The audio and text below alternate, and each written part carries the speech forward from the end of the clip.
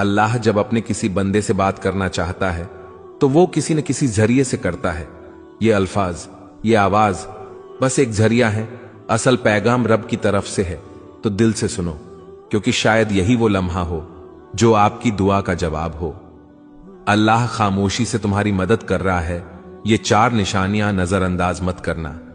जब लगे कि अल्लाह खामोश है तो शायद वो तुम्हें बदल रहा होता है।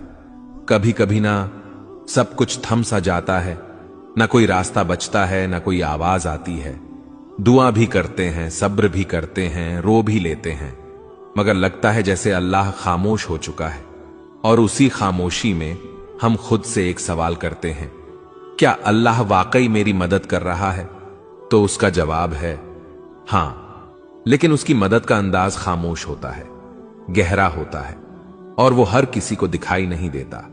आज से हम उस सफर में दाखिल हो रहे हैं जिसमें हम जानेंगे अल्लाह जब खामोश होता है तो दरअसल तुम्हारे साथ क्या हो रहा होता है। निशानी नंबर 1, तुम्हें तन्हा कर दिया गया है। यह तन्हाई अचानक नहीं आई, ना लोग वैसे बदल गए, ना रिश्ते वैसे ही खत्म हुए। यह अल्लाह का वो निजाम है जो तुम्हें अपने करीब ला रहा है। तुम दुआ मांगते थे कि दिल का सुकून मिले, और अल्लाह ने वो सब कुछ तुमसे हटा दिया जो तुम्हें अपनी तरफ से दूर रखे हुए था। लोगों का दूर हो जाना, कुछ ख्वाबों का टूट जाना, कुछ मंसूबों का ना बन पाना, ये सब तुम्हें अकेला करके अल्लाह तुम्हें अपने सजदों की तरफ बुला रहा है। याद रखो, अल्लाह सबसे पहले तुम्हें तन्हाई देता है ताकि तुम सिर्फ उसी को पुकारो, क्योंकि वो जानता है कि सजदे में बहे हुए आंसू कभी खाली नहीं जाते। निशानी नंबर 2, तुम्हारे दिल में बेनाम सी बेचैनी पैदा हो गई। कुछ दिन पहले तक तुम ठीक थे, जिंदगी जैसे चल रही थी, लेकिन अब तुम्हें वो चीजें खुशी नहीं दे रही जो पहले तुम्हें सुकून देती थी। ये बेचैनी अल्लाह की तरफ से है, वो तुम्हें दुनिया के जाल से आहिस्ता आहिस्ता निकाल रहा है। ये बेचैनी, ये अधूरापन तुम्हें याद दिलाता है कि तुम असल में इस दुनिया के लिए नहीं बने। जब अल्लाह किसी बंदे को अपने करीब लाना चाहता है तो वो उसके दिल में एक ऐसी प्यास पैदा कर देता है जो दुनिया की कोई चीज बुझा नहीं सकती। ये प्यास सिर्फ सजदे की ठंडक से बुझती है। ये बेचैनी सिर्फ अल्लाह के जिक्र से सुकून में बदलती है। क्या दिल में वो बेचैनी है जिसे आप किसी से बयान नहीं कर पाते? तो खुश नसीब हैं आप, अल्लाह आप पर खामोशी से काम कर रहा है। ये वो मरहला है जहां ज्यादातर लोग मायूस होकर पलट जाते हैं, लेकिन जो थम जाते हैं, रुक कर अल्लाह को देखने लगते हैं, उन्हें वो मदद दिखती है जो नजर से नहीं, दिल से महसूस की जाती है।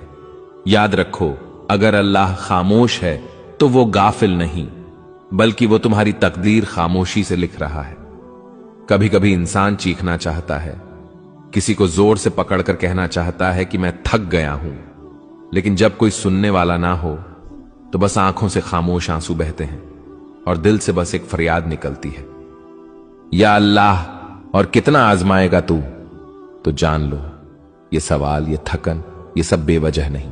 निशानी नंबर 3, आजमाइशें बढ़ गई हैं और तुम खुद को कमजोर महसूस करने लगे हो।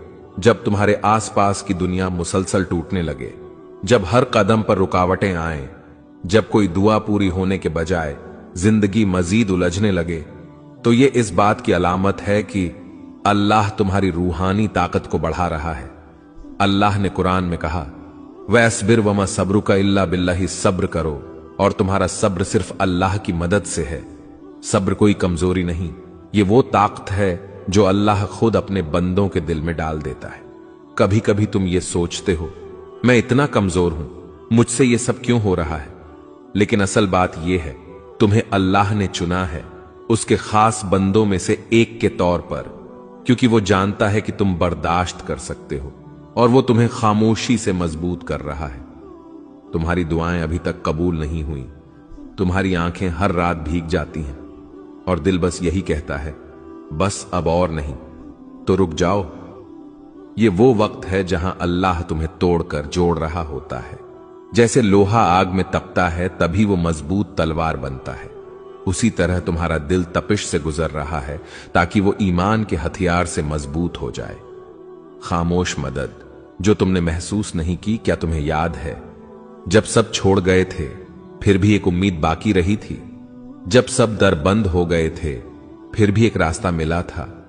वो सब कुछ हादसा नहीं था, वो अल्लाह की खामोश मदद थी। वो मदद जो न शोर करती है न ऐलान, बस चुपचाप तुम्हें